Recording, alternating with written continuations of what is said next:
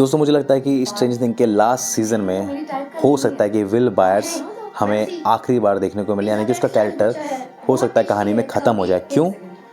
क्योंकि मैं आपको उसका एग्जांपल देता हूँ।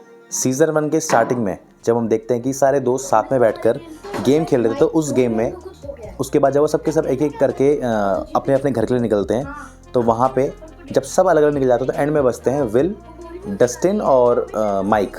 तो उसके बाद जाते-जाते एंड में विल माइक से कहता है कि मेरा दैट मीन्स उस जो वो गेम खेल रहे थे उस गेम में विल का 7 नंबर आया था, और उसके बाद वो माइक से कहता है कि मुझे मार दिया था, डेमो मॉर्गन ने मुझे मार दिया था। दैट मीन्स डेमो मॉर्गन यानी कि वेक्ना और विल जो उस गेम में जो कैरेक्टर प्ले कर रहा था वही कैरेक्टर विल इस कहानी में प्ले कर रहा है।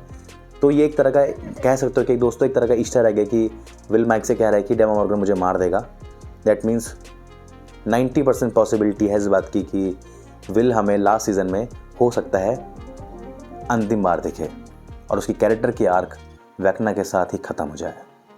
और दोस्तों सबसे ख़तरनाक बात तो ये है कि जब विल एंड में अकेले बचने के बाद जब उसे एक क्रीचर दिखता है गायब होने से पहले, तो वहाँ पे हम अगर आप उस सीन में आवाज़ तेज करके सुनोगे तो आपको वहाँ पे उस बेल की आवाज़ सुनाई देती है, और वो सेम वही बेल है जो बेल हमने सीज़न 4 में बार बार देखी कि जब जब कोई बंदा अपसाइड डाउन में जाता है तो उसको उसी बेल की आवाज़ सुनाई देती है, और वो आवाज़ कुछ इस तरह की थी।